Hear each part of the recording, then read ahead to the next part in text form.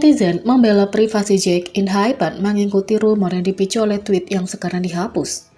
Netizen menyerukan Believe Lab untuk perlindungan yang lebih baik dari privasi Jake in Hypen setelah muncul rumor dia diduga mendekati gadis-gadis di jalan dengan meminta pemantik rokok.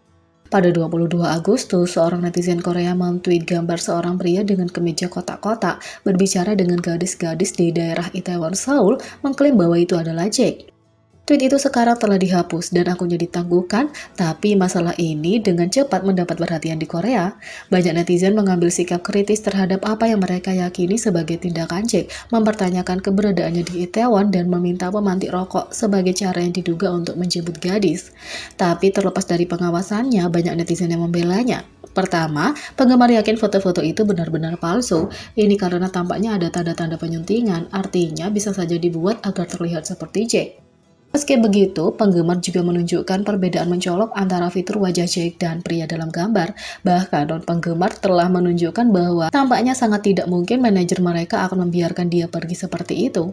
Tapi, bahkan kalau desas-desus itu benar, engine mengklaim bahwa Jake tidak boleh diadili karena memilih untuk merokok dan berbicara dengan gadis-gadis. Meskipun benar bahwa itu adalah kesepakatan yang lebih besar di Korea daripada di tempat lain, penggemar percaya bahwa Jake masih dewasa, yang berarti dia berhak melakukan apa yang dia inginkan. Tapi, perhatian utama engine adalah pelanggaran privasi yang terjadi dan dugaan kurangnya perlindungan yang diterima Jake dari Believe Lab. Mereka sekarang meminta perusahaan untuk melindungi artis mereka secara lebih efektif.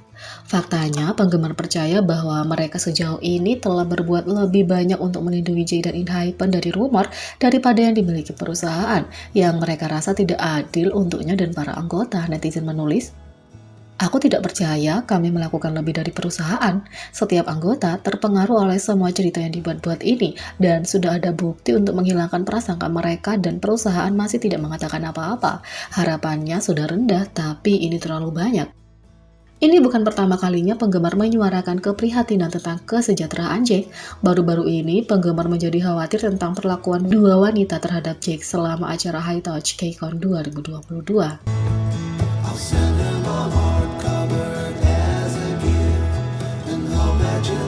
Yang kedua, BTS mau tidak mau men-spill argumen masa lalu mereka selamaran BTS baru-baru ini. Setelah lebih dari 10 tahun bersama, tidak mengherankan kalau ARMY menyukai kenyataan bahwa BTS seperti keluarga daripada sekedar grup idola. Dari pelatihan, debut, dan menaklukkan dunia, para anggota telah melalui pasang surut industri K-pop bersama yang telah memperkuat ikatan erat mereka. Tentu saja, semua keluarga terlibat, dan hal yang sama dapat dikatakan untuk anggota BTS. Grup ini tidak pernah takut untuk berbagi beberapa cerita lucu dengan ARMY, dan episode terbaru Run BTS adalah kesempatan sempurna untuk berbagi lebih banyak anekdot. Para anggota melanjutkan misi telepati mereka di episode baru-baru ini karena mereka harus memilih tempat yang cocok dengan kata kunci. Di babak kedua, kata itu merajuk. Segera setelah kata itu diumumkan, para anggota siap untuk men-spill beberapa argumen yang mereka miliki selama bertahun-tahun. Pikiran pertama, Jimin pergi ke asrama kedua grup yang berada di restoran Cina. Meskipun terlihat acak, sang idola memandang leader RM dan berkata, "Hei, kamu dan Suga bertengkar di hari pertama pindah." Jimin kemudian terus menumpahkan kebiasaan anggotanya ketika dia mulai berbagi kecenderungan mereka ketika mereka kesal. Untuk RM, Jimin menjelaskan, ketika kamu kesal, kamu lari ke rumah orang tuamu. Dia kemudian menjelaskan bahwa Jin membutuhkan tidur ketika dia kesal dan anggota tertua grup itu menambahkan bahwa dia juga membutuhkan makan. Orang berikutnya yang di-spill faktanya adalah J-Hope. Setelah kehilangan anggota di babak pertama, dia pikir yang berikutnya sudah jelas memikirkan ruang latihan. Dia juga berpikiran sama dengan Suga menambahkan, kita bertengkar hebat, mari kita lanjutkan dengan insiden pangsit. J-Hope mengacu pada pertarungan pangsit ikonik di mana V ingin makan pangsit sebelum berlatih, tapi Jimin menyarankan mereka menunggu sampai setelahnya. Ini adalah cerita yang disukai netizen. J-Hope kemudian bertanya-tanya apakah itu terlalu sepele dan mencoba memikirkan waktu yang lebih pribadi ketika dia kesal, dan semuanya kembali ke insiden pisang ikonik dengan Jungkook. Dalam sebuah film dokumenter, para anggota bercanda bahwa mereka sering bertengkar karena makanan. Jae menjelaskan, aku bahkan melempari cangkuk pisang. Duo ini kemudian menjelaskan apa yang sebenarnya terjadi selama insiden itu. Tapi mereka semua melihat sisi lucunya setelah Jae mengambil pisang yang diberikan oleh seorang penggemar kepada Jungkook. Sepertinya Jae bukan satu-satunya yang memikirkan insiden pisang, karena Jungkook juga menganggap memori itu sebagai momen yang dikaitkan dengan merajuk.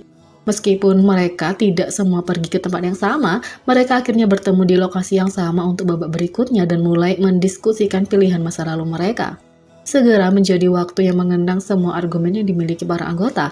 Jin bahkan menambahkan, berhentilah berdebat teman-teman, sebelum mengingat pertengkaran tentang permainan dengan Jimin. Meskipun idola dimaksudkan untuk punya citra yang sempurna, bagaimanapun juga mereka adalah manusia. BTS telah menghabiskan begitu lama bersama sehingga tidak mengherankan kalau mereka punya argumen yang adil. ARMY senang bahwa mereka tidak keberatan membagikannya dengan penggemar karena itu memberi mereka lebih banyak wawasan tentang masa lalu grup.